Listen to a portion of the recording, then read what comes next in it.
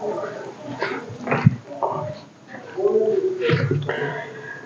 दोस्तों, आप सभी का फिर से स्वागत है अपने केमिस्ट्री के अगले अध्याय में। और अगले अध्याय का अगला टॉपिक है एलोट्रॉप्स ऑफ कार्बन। जिस तरीके से हमने पिछले वीडियो में देखा कि कार्बन के क्या प्रोसेस है, क्या यूज है, कार्बन का हम क्यों यूज करते हैं, क्या उसकी कैरेक्टर है, क्या उसके कैरेक्टर है, हमने उसकी चर्चा की। आज हम चर्चा करेंगे उसके एलोट्रॉप्स पर। एलोट्रॉप्स मतलब होता है कि कौन कौन से उसके पार्ट्स हो सकते हैं जो उसके सेम प्रॉपर्टीज को शो करता है। तो आज हम बात करते हैं उसके एलोट्रॉप्स की। तो अगर हम कार्बन के एलोट्रॉप्स की बात करते हैं तो 3 एलोट्रॉप्स ऑफ कार्बन होते हैं। पहला डायमंड, दूसरा graphite and third one is buckminsterfullerene. ये तीनों के तीनों अपने लिए बहुत ही इंपॉर्टेंट रखते हैं। और जब इन तीनों को जलाया जाता है, इन तीनों की एक प्रॉपर्टी सेम है कि जब इन तीनों को जलाया जाता है in the presence of air, तो इसका कोई भी पार्ट नहीं बचता है और इन सब का जो मेल्टिंग पॉइंट होता है वो बहुत ज्यादा हाई होता है।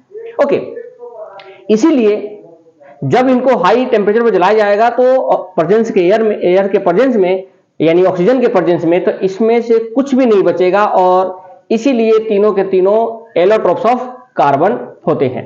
तो पहले बात करते हैं अपने डायमंड की। और डायमंड में क्या क्या स्ट्रक्चर है उसका, क्या उसकी प्रॉपर्टीज है, उन सभी की बात हम करते हैं। देखो बच्चों, डायमंड कैसा होता है?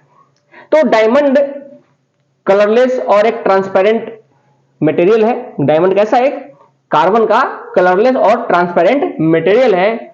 उसमें बहुत ज्यादा ब्रिलियंस, ब्रिलियंस मतलब होता है चमक, यानी उसमें चमक बहुत ज्यादा है, जिसमें रिफ्लेक्शन और रिफ्रैक्शन दोनों होते हैं। लाइट को रिफ्लेक्ट और रिफ्रैक्ट दोनों करती है, इसलिए उसमें चमक ज्यादा है।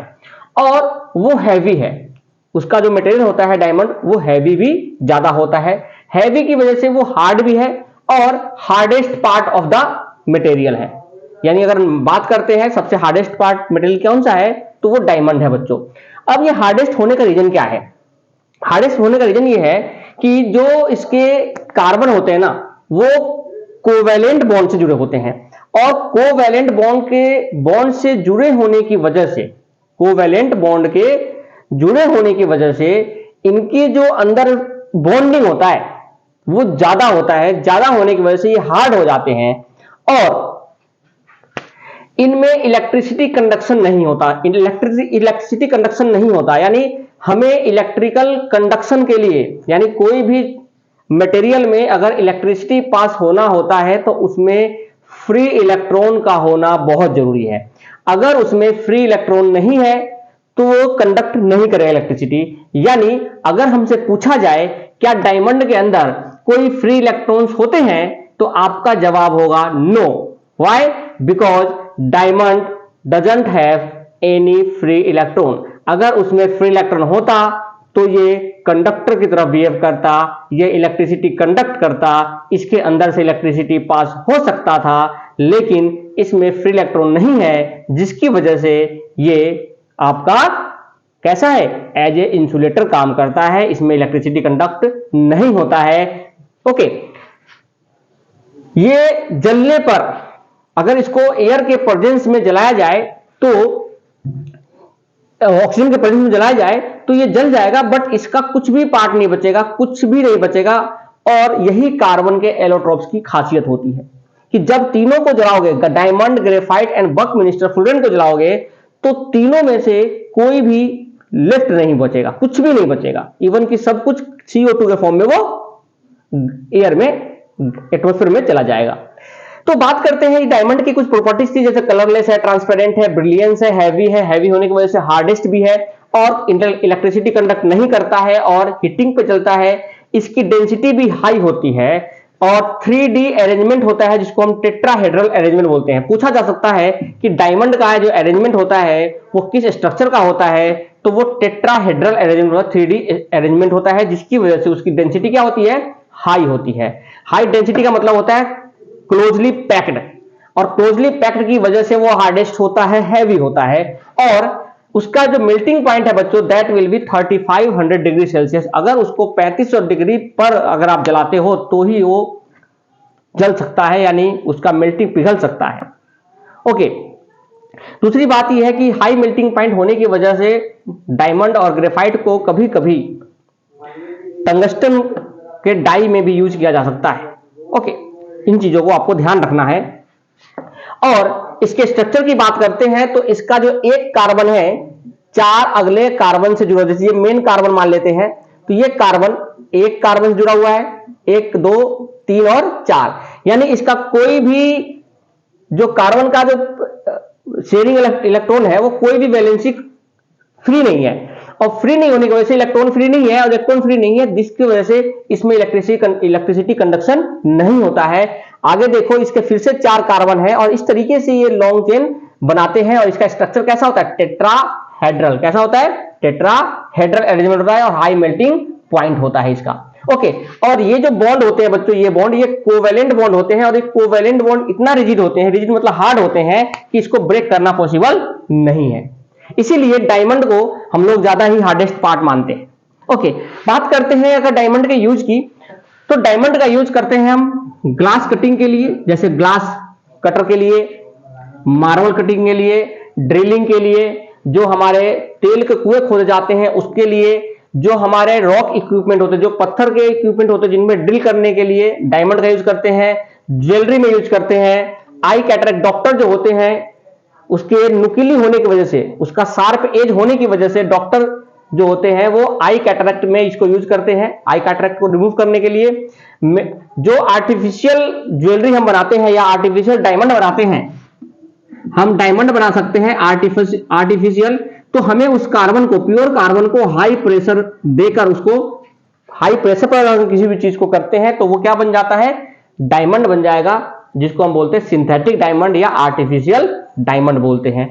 दूसरी बात ये ध्यान रखना बच्चों, ग्लास कटिंग में कौन सा मटेरियल यूज होता है? तो डायमंड होता है। क्या प्योर डायमंड होता है? नहीं।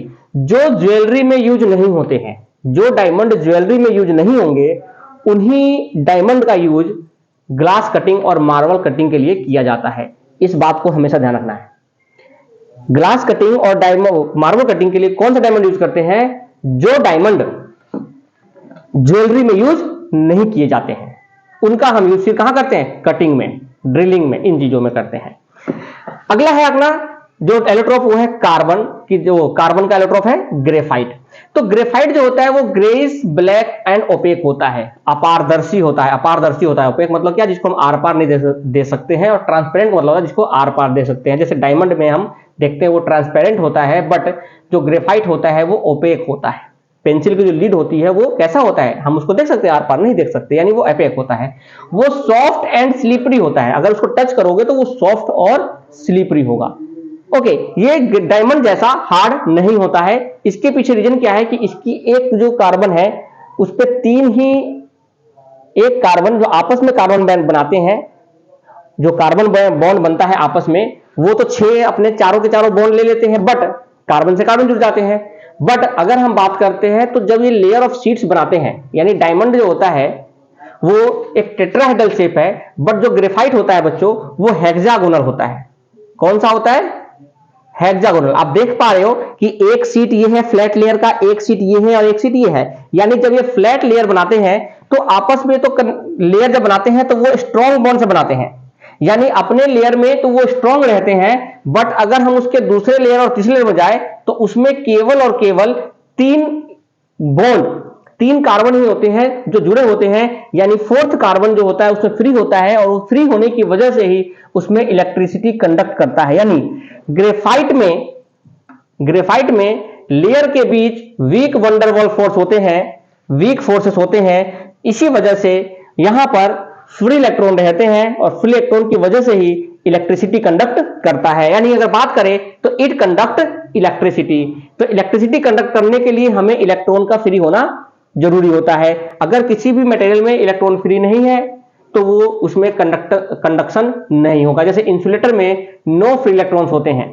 ओके, आप इस चैप्टर को, इलेक्ट्रिसिटी चैप्टर को देखिएगा, इसका मैंने अलग से प्लेलिस्ट बना रखा है, आप उसको जाकर देखिएगा सारे वीडियोज को। दूसरा,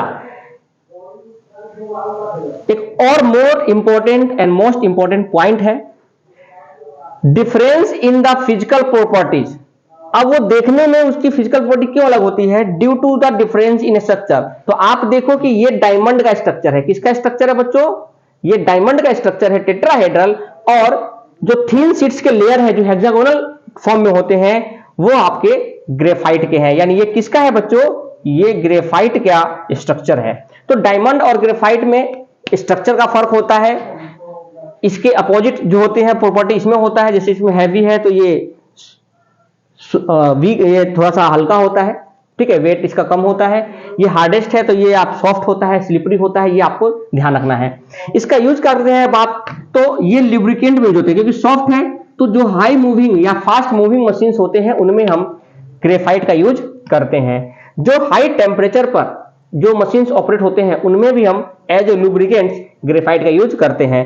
अगर ग्रेफाइट पाउडर को पेट्रोलियम जेली से मिला दोगे तो वो बन जाएगा ग्रेफाइट ग्रीस, यानी ये भी हमारे लुब्रिकेंट्स में यूज करते हैं।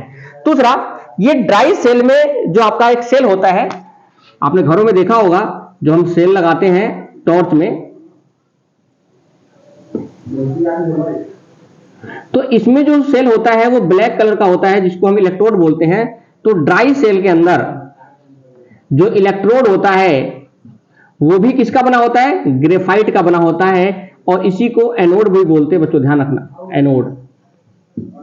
ओके, और course of pencil and black paint, black paint और पेंसिल में हम ग्रेफाइट का यूज करते हैं। तो एलोट्रोप्स ऑफ कार्बन के दो चीज देखा, डायमंड एंड ग्रेफाइट। डायमंड और ग्रेफाइट दोनों ही बहुत इंपॉर्टेंट टॉपिक है सीबीएसई के लिए। डिफाइन पेपर पूछ सकता है, right A short note on the allotropes of carbon, तो आपको डायमंड एंड ग्रेफाइट को अच्छे से एक्सप्लेन करना है। बकमिंस्टर फुलरेंस की बात करते हैं तो थर्ड एलोट्रोप्स ऑफ कार्बन है जो रिसेंटली डिस्कवर हुआ है। इसका डिस्कवरी पहले नहीं अभी हुआ है। इसकी कुछ फिजिकल प्रॉपर्टीज और है जिसकी खोज की जा रही है, डिस्कवरी की जा रही है। इसके कुछ और प्रॉपर्टी जिसके बारे में चर्चा की जा रही है। तो एटम जो होते हैं इसमें कितने होते हैं? 60 कार्बन एटम होते हैं, इसीलिए इसको C60 भी बोला जाता है। C60 भी इसको हम बोलते हैं। और इसका स्ट्रक्चर कैसा होता है? फुटबॉल शेप्ड स्फेरिकल स्ट्रक्चर होता है, यानी ये गोल होता है फुटबॉल शेप का। आपने फुटबॉल देखा होगा, तो फुटबॉल में कुछ इस तरीके से स्ट्रक्चर होता है जो फुटबॉल बनाता है। तो वो फुटबॉल गोल होता है जिसके वजह से इसका नाम है फुटबॉल का स्ट्रक्चर टाइप का हो जाता है ये। और इसकी बात करते हैं तो इसमें हेक्सागोनल और पेंटागोनल रिंग होते हैं, दोनों होते हैं, हेक्सागोनल और पेंटागोनल। तो फुटबॉल जब बनता है तो उसमें हेक्सागोनल और पेंटागोनल रिंग दोनों होते हैं। कभी कभी पूछ लेता है कि कितने हेक्सागोनल रिंग होते हैं, तो हेक्सागोनल होते हैं 20 और पेंटागोनल होते हैं 12, यानी 12 पेंटागोनल रिंग्स होते हैं और 20 हेक्सागोनल रिंग्स होते हैं। और ये dark solid at room temperature होता है, डार्क सॉलिड होता है यानी एट रूम टेम्परेचर। अब बात करते हैं कि बकमिंस्टर फुलरेन इसका नाम कैसे पड़ा। तो बच्चों एक अमेरिकन आर्किटेक्चर है, एक आर्किटेक्ट थे, कौन? बकमिंस्टर फुलरेन। उन्होंने एक एग्जीबिशन के लिए बहुत बड़ा एक आर्किटेक्ट किया था उन्होंने, और जिसका स्ट्रक्चर कुछ इस तरीके से दिखता था, इसलिए उसका नाम रख दिया गया बकमिंस्टर फुलरेन। उन्हीं के नाम पर यह है बकमिंस्टर फुलरेन। तो आई थिंक आपको यहां तक समझ में आया होगा, और मिलते हैं अपने अगले वीडियो में। तब तक के लिए have a nice day, thank you.